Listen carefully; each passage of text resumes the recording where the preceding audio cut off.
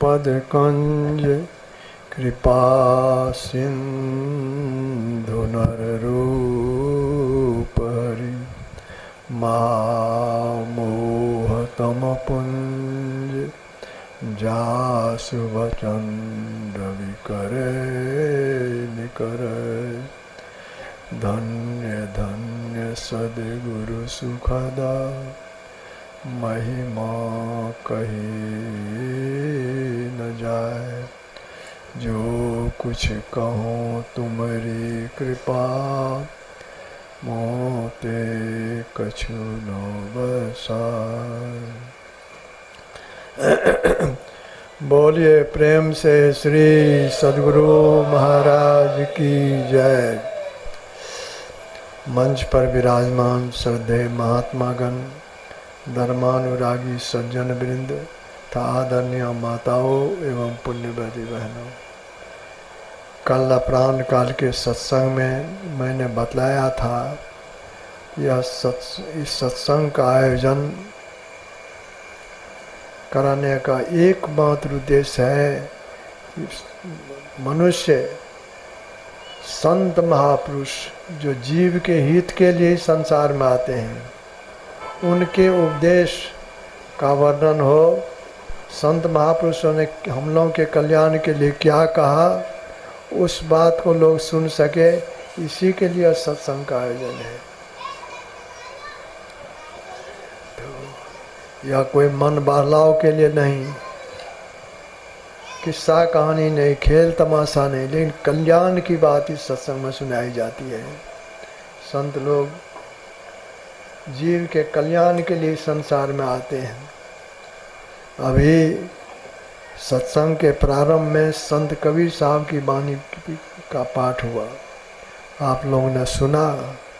संत कबीर साहब कहते हैं, मोरे जियरा बड़ा अंदेशवा मुसाफिर जइयो कौनी ओर। संत कबीर साहब इस संसार के लोगों को मुसाफिर कहते हैं। कहते हैं तुम किस ओर जा रहे हो, मेरे मन में इस बात से बहुत अंदेशा है। किसको कहा मुसाफिर? शरीर में रहने वाला जीवात्मा। प्रत्येक शरीर में, कोई भी शरीर हो, मनुष्य हो, पशु पक्षी, सबके अंदर में जीव है, जिसके रहने से चलना फिरना, घूमना फिरना, खाना चाहना, बोलना चालना सब होता है। वह जीव है कौन? गोस्वामी तुलसीदास जी महाराज ने लिखा, ईश्वर अंश जीव अविनाशी चेतन अमल सहज सुख राशि। यह जीव ईश्वर परमात्मा का अंश है, इसका भी नाश नहीं होता। हम लोग देखते हैं कि फलाने व्यक्ति शरीर त्याग दिए, कहते हैं ना फलाने शरीर त्याग दिए। कोई अभी कहते हैं फलाने मर गए। मरता क्या है? शरीर में रहने वाला जीव नहीं मरता। शरीर से जीव निकल जाता है तो वह शरीर मुर्दा शरीर कहलाता है। अब शरीर से जीव के निकल जाने पर या इसको रखना चाहे कुछ दिनों तक नहीं रहेगा, 2-4 दिन के बाद ही यह सड़ना प्रारंभ हो जाता है, दुर्गंध आने लगता है। इसलिए लोग क्या करते हैं, शरीर का दाह संस्कार कर देते हैं। शरीर का दाह संस्कार कर देते हैं। जीव जो इसमें था निकल गया, वो कहाँ जाता है? वह 84 लाख योनियों में 84 लाख प्रकार के शरीर है, एक एक शरीर में उसको जाना पड़ता है। माया बस जीव आवागमन के चक्र में पड़ा रहता है। आवागमन बारंबार शरीर में आना, शरीर से निकलना, विभिन्न शरीरों में।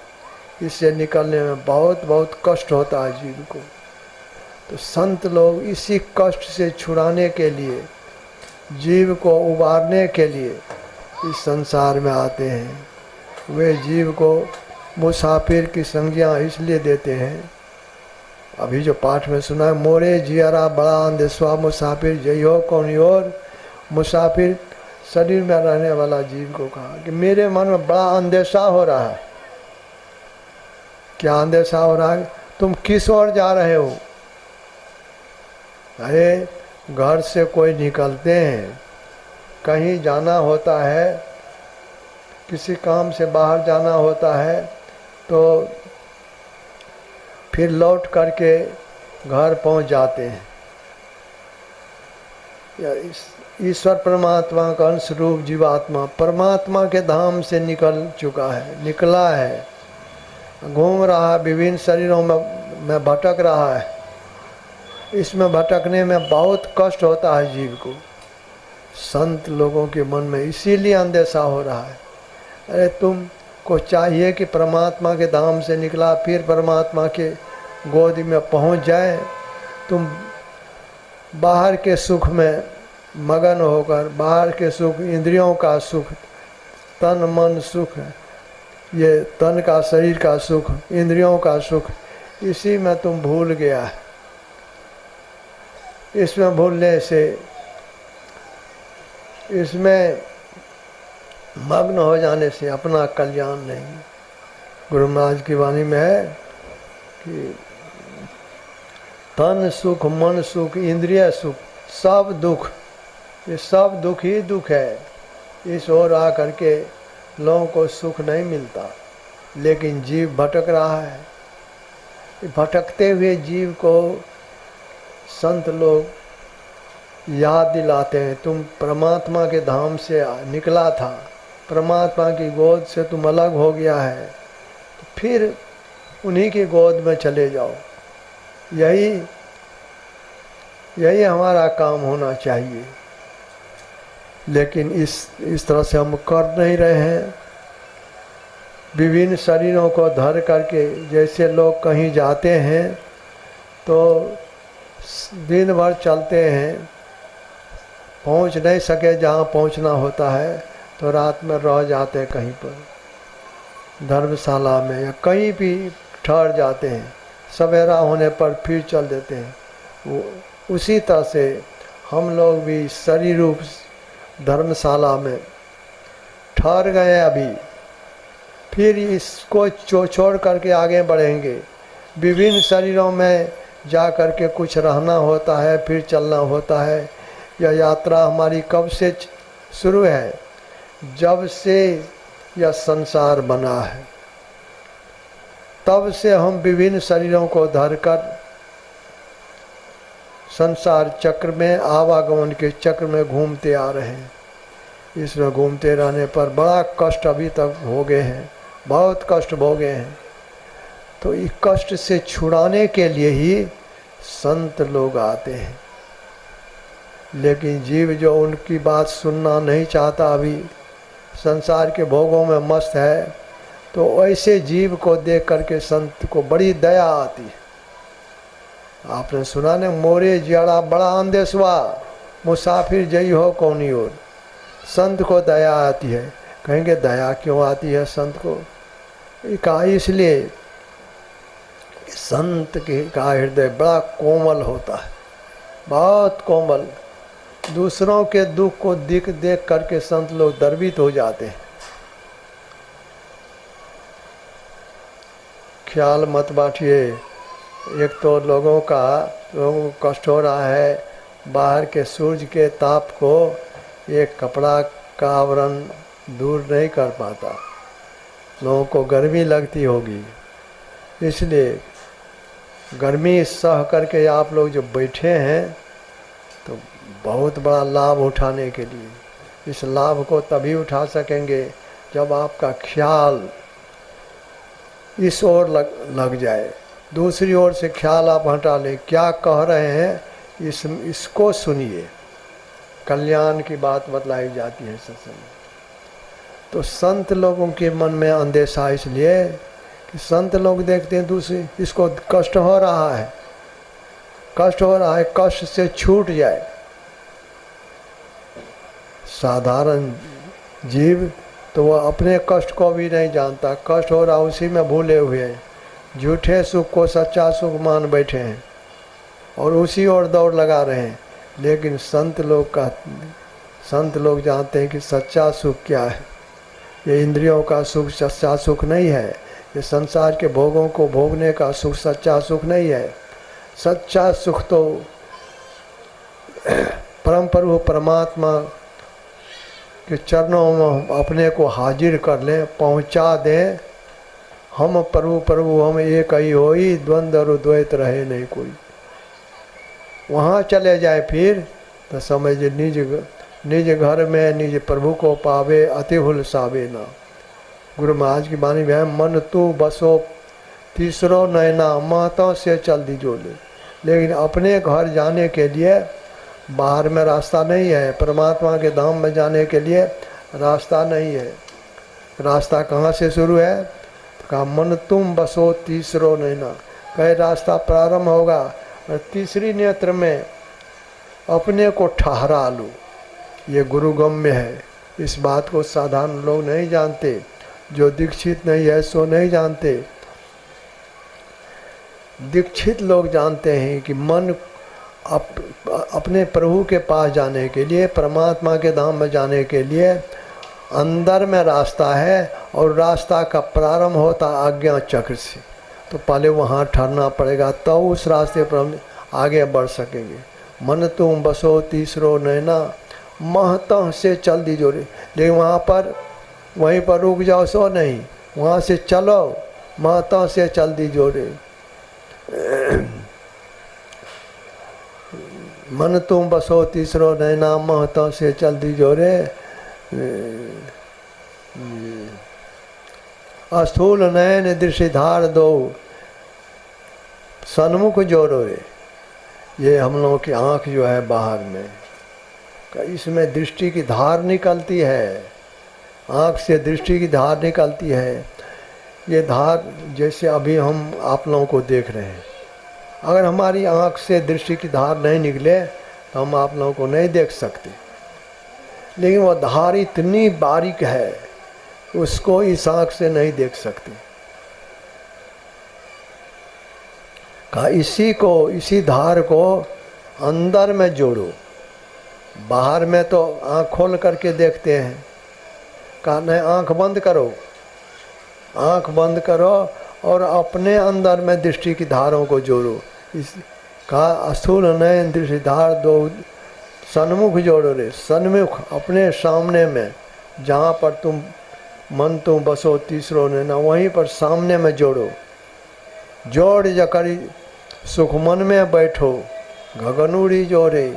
और उस तरह से जोड़ सकेंगे, आकाश अंतराकाश में गमन होगा। अंदर के आकाश, हमारे अंदर भी आकाश में है, बाहर का आकाश, अंदर का आकाश, उसमें गमन होगा। किस रास्ता पर चलकर? अद्भुत अंतर की डगरिया, जहाँ पर चलकर प्रभु मिलते, उसी रास्ते पर चलने वाले को वह रास्ता मिलता है। रास्ता मिलता है उस रास्ता पर जो अपने को ठहराते हैं, दृष्टि की धाराओं को जोड़ करके अस्थिर कर पाते हैं। तो जोड़ जकरी सुख मन में बैठो। सुख मना कहते हैं मध्य की धार को, बाईं धार को इंगला, दाईं धार को पिंगला, मध्य की धार को सुखमना कहते हैं। जोड़ जकर सुखमन में बैठो, तो वहाँ पर अपने को ठहराओ, तो आकाश में उड़ना हो जाएगा। गगन उड़ी जोड़ी, जोड़ जकर सन्मुख हो, सुखमन में बैठो, गगन उड़ी जोड़े। तन संग त्याग त्याग, तन संग त्याग त्याग उड़ी ले जो, धार धरी जोड़े। वह धार मिलेगा। कौन धार? परमात्मा की ओर से मिलेगा। जैसे बच्चा को उठा लेते हैं, बच्चा पिता के गोद में आना चाहता है तो उसको दोनों हाथ से पकड़ करके गोद में ले लेते हैं। उसी तरह से परमपिता परमात्मा की हम संतान हैं। अगर इस तरह से करेंगे, संतों की बतलाई हुई युक्ति के अनुसार करेंगे, तो परमात्मा की ओर से सहारा मिलता है, सहारा मिलेगा। वह सहारा वह परमात्मा का दायां बायां हाथ है। ब्रह्म ज्योति और ब्रह्मनाद, ये भक्त को, साधक को अपने अंदर में देखने में आता है ब्रह्म ज्योति का दर्शन, और सुनने में आता ब्रह्मनाद। उनको सुनकर सुनत लखत सुख लहद अद्भुति, अद्भुत सुख की प्राप्ति होती है। वह सुख जब मिलता है तब जीव बाहर सुख की ओर नहीं दौड़ता, तब वह बमन के समान, जैसे कोई आदमी को बमन हो गया, उल्टी हो गई, बढ़िया बढ़िया चीज़ खाए, रसगुल्ला खाए, बढ़िया बढ़िया और चीज़ खाए, लेकिन खाने के बाद वही उल्टी हो जाए तो उसको कोई खाना चाहेंगे? कोई खाना नहीं चाहेंगे। उसी तरह से जिनको अपने अंदर में वह सुख मिलता है, उनके लिए संसार का सुख बमन के समान हो जाता है। ब्रह्म पीयूष मधुर शीतल, जो पै मन सो रस पावे, तव कत मृग जल रूप विषय कारण निश्वास धावे। ब्रह्म रूपी अमृत की प्राप्ति होती है। उसकी प्राप्ति होने पर वह चुंबक की तरह जीव जो संसार में भी भटक रहा है, इंद्रियों के घाट में जुटकर इंद्रियों के सुख को लेकर मगन हो रहा है, अब इस ओर उनका भटकन छूट जाएगा। ये अभी तो भटक रहा है, अभी तो बाहर बार दौड़ लगा रहे हैं। जो छूटने वाला सुख है उसी को हम बहुत बहुत जमा करना चाहते हैं, उसी को भोगना चाहते हैं। इस हालत में देख करके ही संत लोग कहते, मोरे जियरा बड़ा अंधेश्वा, मेरे मन में अंधेशा हो रहा कि तुम हो परमात्मा के अंश, उस परमात्मा से निकल गए हो, उनसे बिलग हो गए हो। जीव जब हरिते बिलगान्यो देह गे, जीव जब ते हरिते बिलगान्यो देह गे निज के मान्यो। अपनी देह को, अपने घर को, संसार के सुख को, यही को अपना मान बैठे। इस तरह से जो कर रहे हैं तो भटक रहे हैं संसार में भटक रहे हैं। तो संत लोग कहते इस ओर से मुख को मोड़ो, चलो परमात्मा के धाम में। संत राधा स्वामी साहब की वाणी है कि सूरत क्यों भूल रही, अब चेत चलो स्वामी पास। संत राधा स्वामी सूरत कहते हैं शरीर चेतन आत्मा को। शरीर में केवल मन ही नहीं है, चेतन आत्मा है, लेकिन अभी मन के साथ मिला हुआ, जैसे दूध के साथ घी मिला हुआ रहता है। दूध को जहाँ ले जाएंगे दूध तो उसके साथ जाता है। उसी तरह से मन बाहर में भटक रहा है, तो इस सूरत इस मन के साथ मिला हुआ संसार सुख में पड़ा हुआ है। इसमें शांति नहीं मिलती, सुख नहीं मिलता। तो संत राधा स्वामी साहब कहते हैं सूरत क्यों भूल रही, अब चेत चलो स्वामी पास। क्यों भूली हुई हो, अब अपने मालिक के पास चलो। लेकिन कैसे जाएंगे? मन तो इस शरीर चेतन आत्मा को भटका करके संसार विषयों की ओर ले जा रहा भी। तो मन को भी समझाते हैं संत राधा स्वामी साहब, हे मनवा तुम सदा के संगी, त्यागो जगत की आश। मन को कहते हैं, हे मन तुम केवल इसी जीवन में हमारे साथ नहीं हो, जब से हम इस संसार में आ गए हैं, भटक रहे हैं, तब ही से तुम हमारे साथ हो। तब से तुमको क्या मिला अभी तक? यही संसार का सुख ही तो तुमने भोगा है। इसको भोग करके तुम्हें कभी संतुष्टि नहीं हुई, कभी तृप्ति नहीं हुई, अब भी नहीं होगी, तो करो क्या? फिर इंद्रियों को वे समझाते हैं संत राधा स्वामी साहब कि हे इंद्रियन तुम भोग दीवानी, क्यों फंसो काल की फांस। तुम जो इस संसार के भोगों में दीवानी हो रही हो, इसमें दीवानी होने से काल के फंदे में फंस जाओगी। तो करो क्या? जल्दी से अब मुख को मोड़ो, अंतर आज अब विलास। शीघ्र अपने मुख को संसार विषयों की ओर से मोड़ कर अंदर की ओर करो। अंदर में क्या मिलेगा? अंतर अजब विलास। ऐसा सुख का भंडार है अपने में, जो एक बार प्राप्त होने पर फिर छूटेगा नहीं।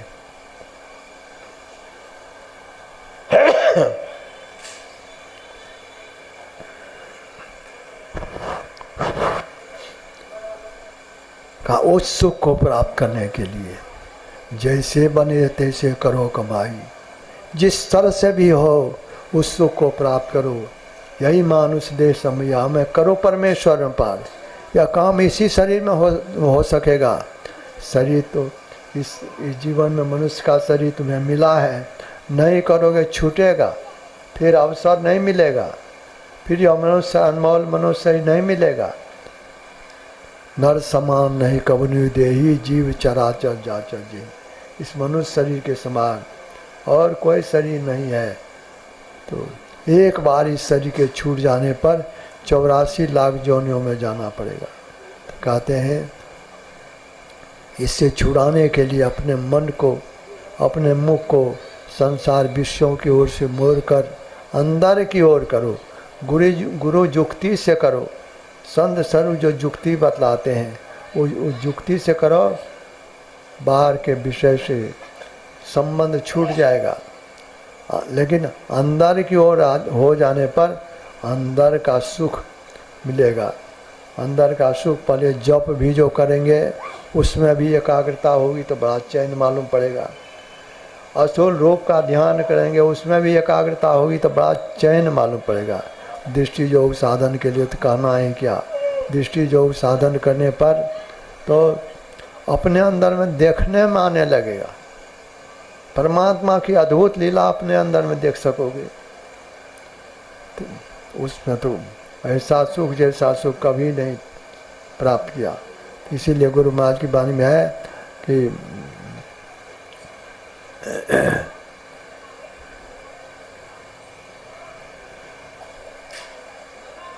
गुरु जाप मानस ध्यान मानस कीजिए दृढ़ साध कर।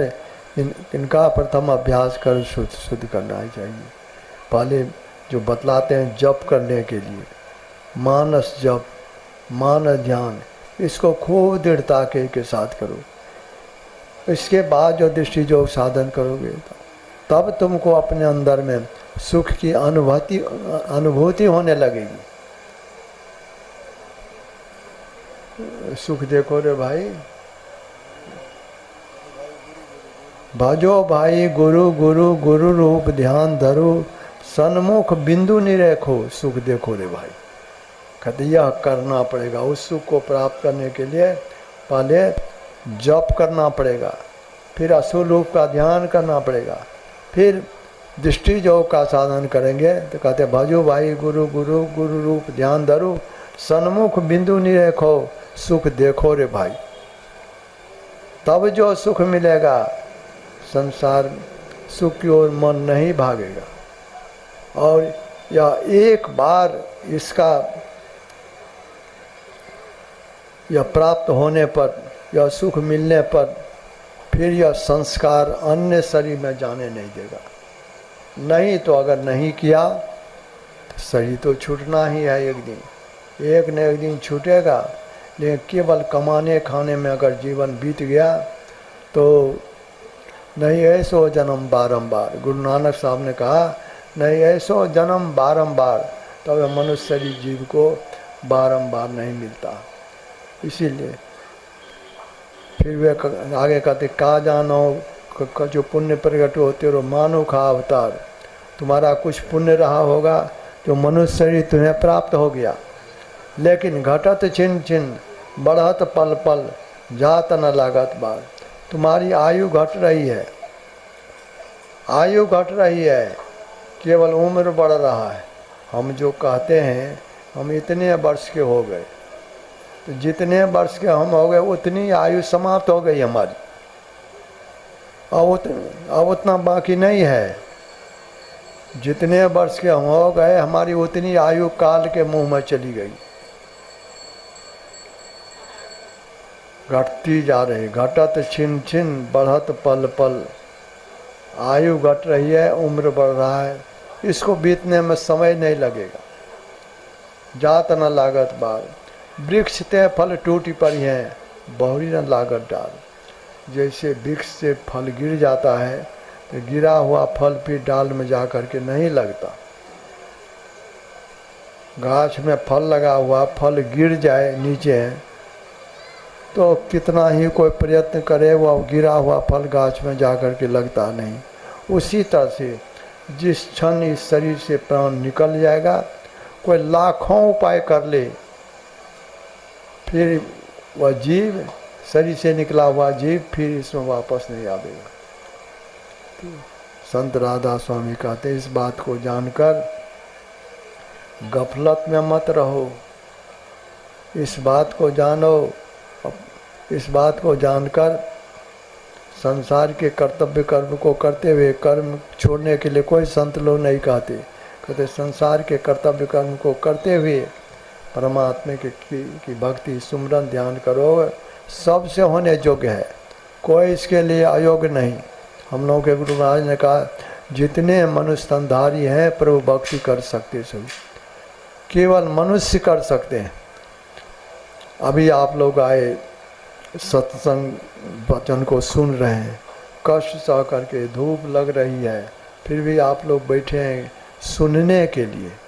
लेकिन आपके पास अगर गाय है, बैल है, भैंस है, कोई और जानवर है, उसको कहेंगे, कोई कहे कि चलो तुम भी सत्संग सुनने के लिए, वह समझेगा आपकी बात? वह समझ नहीं सकेगा, वह आएगा नहीं, कोई सुन नहीं सकता, उसे कोई सुना नहीं सकता, वह कर नहीं सकता। वह तो अज्ञानता वाला शरीर है। केवल मनुष्य के शरीर में परमात्मा ने विशेष ज्ञान दिया है। मनुष्य केवल इस काम को कर सकता है।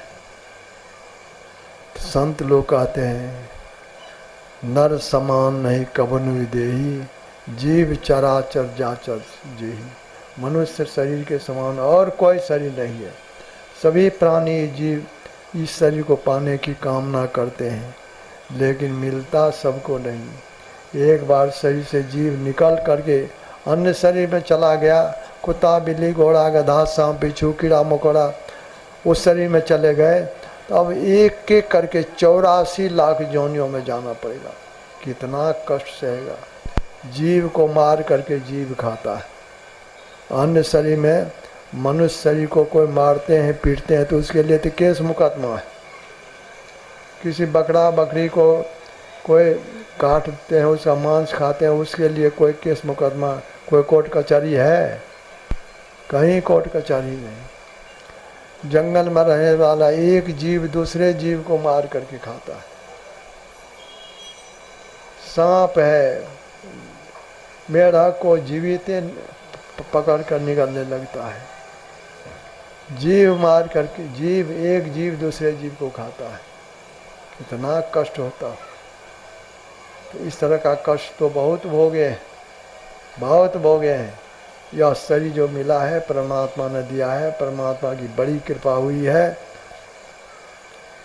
यह शरीर मिला है कि अपने दुख को दूर करने का प्रयत्न करें, और दूर करना बस करने का यही एक उपाय है कि संतों की बतलाई हुई युक्ति पर हम चलें। चलना क्या है? 2 काम। संत लोग 2 काम करने के लिए बतलाते हैं। कहते सत्संग नीत और ध्यान नीत रहिए कर संलग्न हो। सत्संग करते रहो, सत्संग से तुम्हें ज्ञान मिलेगा, ध्यान करने की प्रेरणा मिलेगी, मन में चेत होगा कि केवल हमको कमाना खाना ही नहीं है, अपने उद्धार के लिए कुछ करना है। करें, या सत्संग से ज्ञान होगा। ध्यान करेंगे तो ध्यान करने से हम काल के मुंह से निकल सकेंगे। जैसे कि गुरु महाराज की वाणी में है कि माघ भूखा बाघ काल के मुख पड़ो है बावरे, होश कर चेतो सवेरे बचो ध्यान के दावरे, काल मुख से निव की भागो ध्यान के बल भाई रे, ऐसो अवसर खोई हो तो रोई हो पछताई। का ध्यान करो, ध्यान करने से ही काल के फंदे से निकल सकोगे। नहीं ध्यान करोगे तो काल तो भक्षण कर ही रहा है। संत पलटू साहब कहते हैं, तू क्यों गफलत में फिरे, सिर पर बैठा काल। सिर पर काल बैठा हुआ है। संत कबीर साहब की वाणी में है कि कबीर गर्व न कीजिए काल गहे कर केश। काल बाल पकड़े हुए है, इसलिए गफलत हो करके नहीं रहो।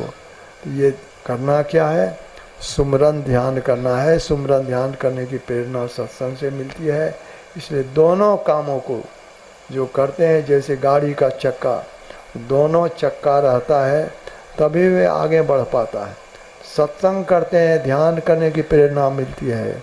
ध्यान करेंगे तो सदाचार का पालन करने की शक्ति प्राप्त होगी, पाप कर्म छोड़ करके रहने की शक्ति प्राप्त होगी। सत्संग ध्यान दोनों करते रहें, पाप कर्म से अलग हो करके रहें। संसार में जिस तरह का शरीर जीविकोपार्जन के लिए कर रहे करें, उसके लिए कोई नहीं रोकते। कहते जीविकोपार्जन के लिए जो काम करते हो करो, लेकिन सच्ची कमाई से अपना भरण पोषण करो। सच्ची कमाई से अपना भरण पोषण, परिवार के लोगों का भरण पोषण, और धर्म काम में भी जब बच जाए तो सभी करो। संत कबीर साहब ने कहा, साईं इतना दीजिए जा मैं कुटुंब समाए, मैं भी भूखा ना रहूं साधु न भूखा जाए।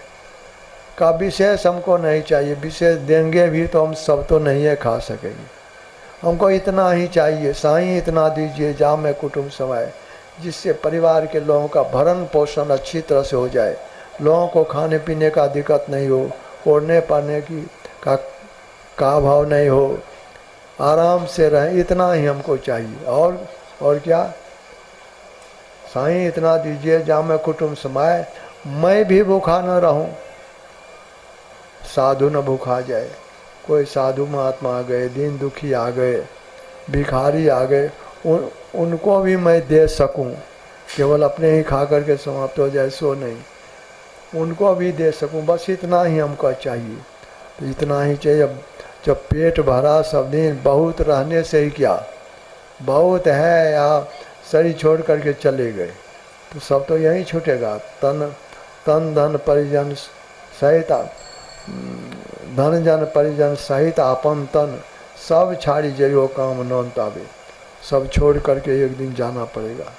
इसलिए उस संग्रह में विशेष अपने को, अपने मन को लगा करके नहीं रख करके, कर से कर्म करो विधि नाना, चित राखो जहाँ कृपा निधाना। हाथ से संसार के कर्तव्य कर्म को करते रहें और अपने ख्याल को परम प्रभु परमात्मा में लगा करके रखें। अपनी रानी को संभाल करके रखें, रानी मतलब पाप कर्म से बच करके रहें। कहे कभी निज रानी सम्हारी, सदा आनंद रहे न दाई। जो अपनी रानी को संभाल करके रहते हैं उनके मन में शांति विराज करती है।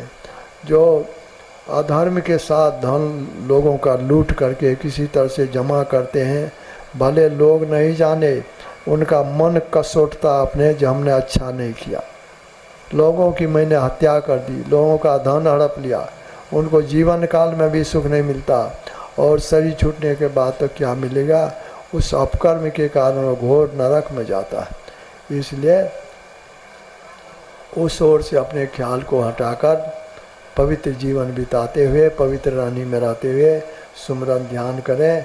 यही मनुष्य पाने का परम फल है। ऐसा करेंगे ही लोक परलोक दोनों उत्तम बनेगा। यह जीवन भी सुखमय शांतिमय और आगे का जीवन भी सुखमय शांति बनेगा। तब देखिए आप लोगों को भी धूप के कारण कष्ट हो रहा है और मैं भी तो अस्वस्थता के कारण बाहर नहीं जाता हूँ। ये तो यहाँ जो आना हुआ दिल्ली चिकित्सा कराने के क्रम में आना हुआ, नहीं तो उधर जो अधिवेशन वगैरह होता है, जिला अधिवेशन, अनुमंडलीय अधिवेशन, प्रमंडलीय अधिवेशन, प्रखंड अधिवेशन, हमारे भाई लोग महात्मा लोग सब जगह जाते हैं। मैं तो कुपा घाट में ही रहता हूँ बस अस्थिर होकर के। यहाँ आना हुआ कि इसलिए कि चिकित्सा करानी थी, इसीलिए तो मुझे भी अधिक देर तक बैठने में कष्ट ही होता है। तो अब मैं अपनी बात समाप्त करता हूँ। यह जो सत्संग का आयोजन हुआ, चंद्रकिशोर बाबू ये इस सत्संग का आयोजन किए। आयोजन में कितना खर्च होता है, किस तरह से कष्ट भी लोग उठाते हैं, लेकिन यह अपने लिए नहीं, कोई सत्संग का आयोजन अपने लिए नहीं करते। संतों के का ज्ञान और लोगों को भी मिले और लोग भी इस बात को सुन सके, समझ सके, लोगों का कल्याण हो, इसी भावना से लोग सत्संग का आयोजन करते हैं। इस भावना से सत्संग का आयोजन करने वाले बड़े पुण्य के भागी होते हैं। इसका फल बहुत अधिक। भोज भंडारा केवल एक शाम खिला देंगे, वो तो जीवन भर तो उसी अन्न से रहेंगे नहीं, लेकिन सत्संग वचन सुन करके अगर थोड़ा सा भी चेत हो गया, इस रास्ते पर लग गए, बड़ा कल्याण होगा, जीवन सुधर जाएगा।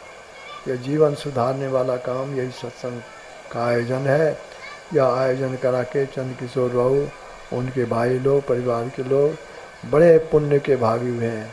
मैं इनके लिए शुभकामना करता हूँ, गुरु महाराज से प्रार्थना करता हूँ इनका जीवन सुखमय और शांति में बना रहे।